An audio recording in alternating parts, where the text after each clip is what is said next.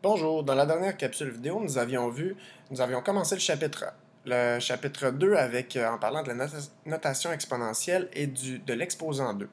On va continuer maintenant avec l'exposant 3.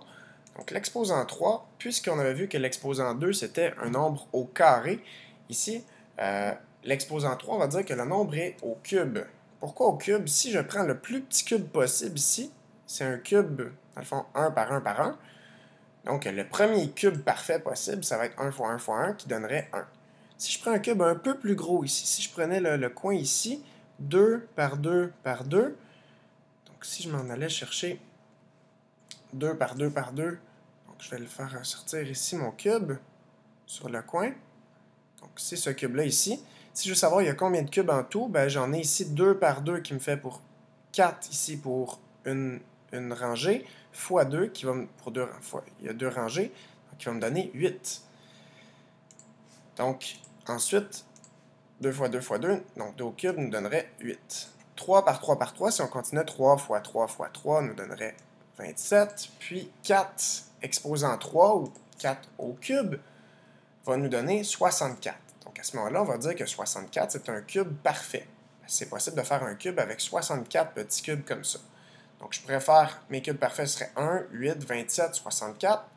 Et si je continue, 5 fois 5 fois 5, donc un cube 5 par 5 par 5, me donnerait 125. Un cube 6 par 6 par 6 me donnerait 216, donc ce serait un autre cube parfait. Le prochain cube parfait, 7 au cube, 343. 8 au cube, 512. 9 au cube, 9 fois 9 fois 9 nous donnerait 729. Donc tout ça là, j'évite les calculs. Ici, 10 au cube, par contre, lui, il se fait sans calcul. On avait déjà vu à la dernière capsule vidéo que 10, dans le fond, exposant 3 va nous donner 3 zéros. Pourquoi? Parce que 10 fois 10 fois 10 va donner 1000. À chaque fois que je fais fois 10, je rajoute un 0. Donc ici, je vais avoir 3 zéros. 10 exposant 3 nous donne 1000. Exposant 1. L'exposant 1 est aussi, lui aussi particulier. Si on se rappelle, on avait vu les éléments neutres, les éléments absorbants des opérations dans le premier chapitre. Donc ici, l'exposant 1, ce qu'il fait dans le fond, c'est que toute base affectée de l'exposant 1 a comme puissance cette même base. Ce que ça veut dire, c'est que ça ne change pas la base. Donc si j'ai 5 exposant 1, ça reste 5. 17 exposant 1 reste 17. 24 exposant 1, 24. Et 1209 exposant 1 donne 1209. Donc, quand je mets un exposant 1, ça ne change rien. Donc, on pourrait dire que c'est l'élément neutre de l'exponentiation.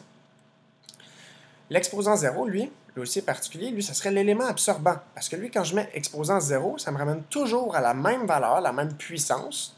Ça donne 1. Donc, 7 exposant 0 nous donne 1. 14 exposant 0, 179 exposant 0, 1 exposant 0, ça me donne toujours 1. Pourquoi ça me donne ça?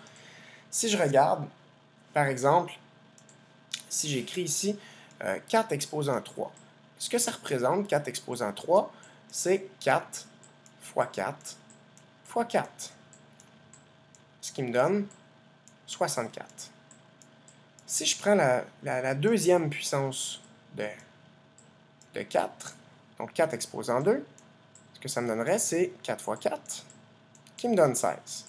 Ce que je peux remarquer, c'est que mon deuxième résultat est combien de fois plus petit que mon premier résultat? Il va être 4 fois plus petit. Donc ici, ce résultat-là, ici, je l'ai divisé par 4, il est 4 fois plus petit. Pourquoi? Parce que j'ai un facteur 4 de moins ici. Donc j'ai fait fois 4 une fois de moins. Donc c'est normal que mon résultat est 4 fois plus petit.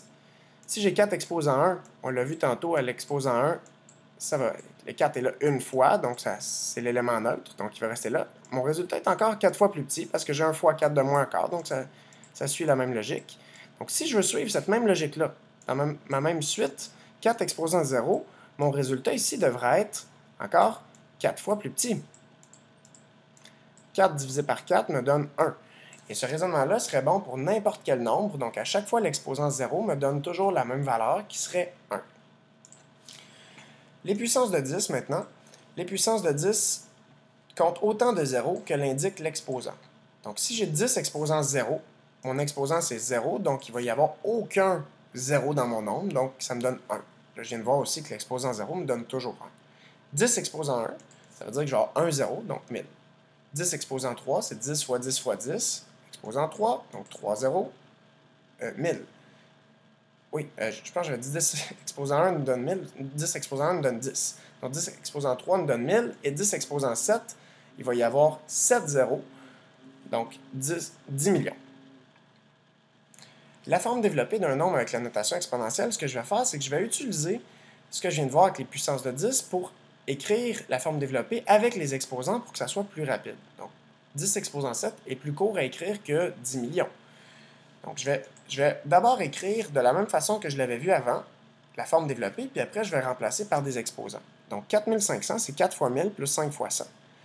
Comment je pourrais décomposer ça maintenant? 4 fois 1000, c'est 4 fois 10 exposant 3, puis 5 fois 100, c'est 5 fois 10 exposant 2. Parce que 1000 a 3 zéros, 100 a 2 zéros.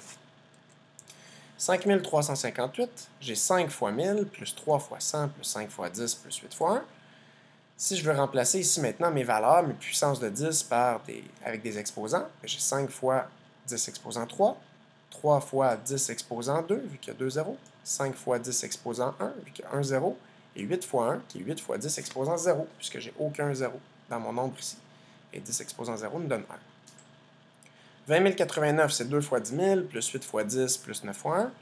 Donc, ça va me donner 2 fois 10 exposant 4, plus 8 fois 10 exposant 1, plus 9 fois 10 exposant 0. Donc, voilà pour les exposants. Ce qu'on verra dans la prochaine capsule vidéo, c'est la factorisation, comment voir qu'un nombre est divisible par différents nombres. Donc, merci.